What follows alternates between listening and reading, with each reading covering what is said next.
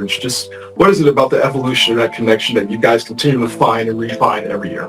Yeah, I think every defense changes every year, and so you have to find little things here and there that you can have advantages at.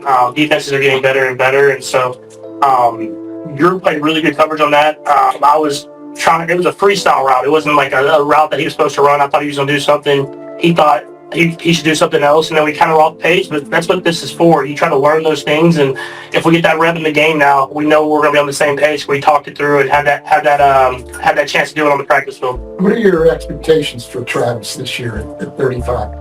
Yeah, I expect Travis to be Travis, man. And obviously the playing the field is going to be high. He's going to go out there with the mentality that we're trying to win the Super Bowl this year. Was falling short this last year. But then I think more than anything, it's the leadership that he brings to the building every single day, and how he leads by example and how he leads vocally. It's a big impact on our football team. And so I expect him to play at a high level and then be an even better leader.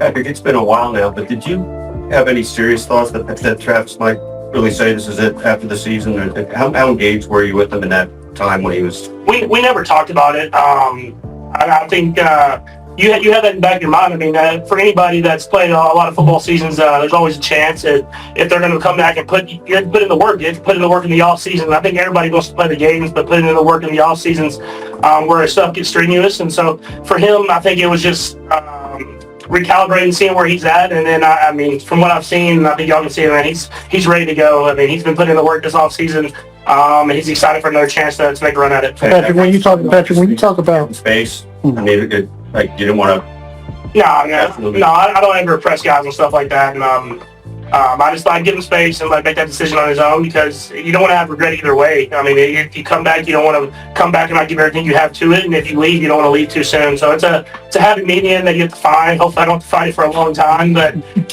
that's something that every athlete has to deal with in whatever career they have. Patrick, the outside expectation is that the weapons will be healthy, the protection should be better this year. When you hear something like that, what can the offense be if all that is true? Yeah, I mean, I think all you can do is just be better than you were the day before. I mean, obviously, we have an expectation that we're going to go out there and score every single drive, but that comes with a lot of single reps, a lot of practice reps, a lot of time spent with the guys, and so it takes every single person in the building to go out there and have the top offense in the league, and so we have to just go into every practice, every film study, whatever that is, with that mindset that we're going to get the best out of it. Patrick, when you look at that, it's the first while that you've come into this camp with your receivers having been here the year before. A lot of them. Do you notice a difference this time of year with those guys that haven't played in the offense before? For sure. I mean, I think you saw even at the beginning of last year before Rasheed got hurt. I mean, whenever you have a guy that you've spent that time with and have that connection with, you can hit the ground running because you know those different things. And so seeing that with Xavier this year and Hollywood and Rasheed and Juju and all these guys, man, I mean, they've done a great job of working and continue to work to get even better. And so you can talk about stuff that's happened in prior years, and that's where me and Travis have had so much success, is when you get multiple years of reps with guys, you continue to get even better and better with football field. But Patrick, when you follow up on that, it seemed like a lifetime ago. 3 years ago, you all were the top offense in the league. Obviously, that was Bieniemy's last year. Last 2 years, even though you won a Super Bowl and went back to the offense's dip, injuries, of course, played a factor in it last season. Would it be a disappointment to you with what you have and what you're seeing in practice right now that you all aren't back where you were 3 years ago? Yeah, I mean, that's the goal. I mean, you want to be the top offense.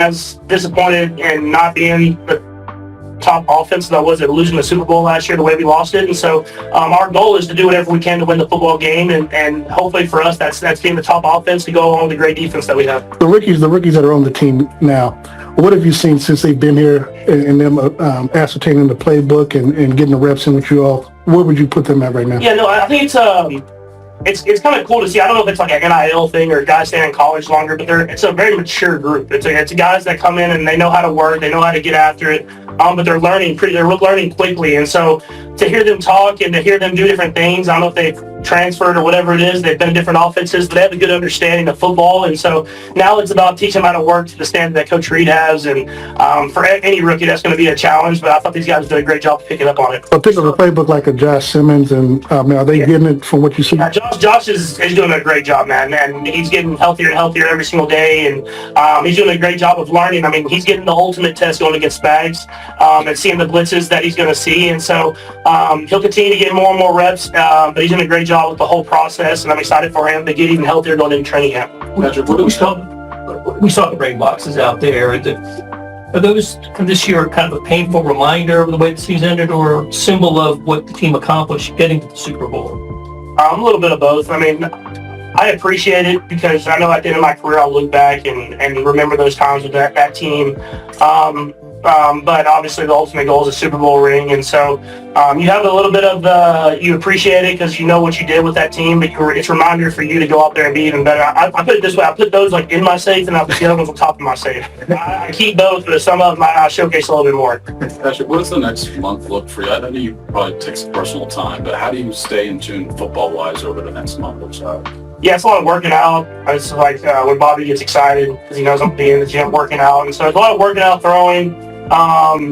With some of the guys that will be in town, and then spending some time with my family just because knowing that I'll be in football season and miss a lot of that time. So there'll be a lot of parks and water parks and stuff like that to go along with a lot of football workouts. Do you always wish it was a little more time? Because it seems like it's shorting and shorting every year. Yeah, I know. I don't know how it works, man. It seems like the off season gets shorter and shorter every single year, but that's part of the process, man. I think Coach Reed's done a great job of kind of pulling back a little bit, and some of these OTA type days just to kind of keep guys' legs under them.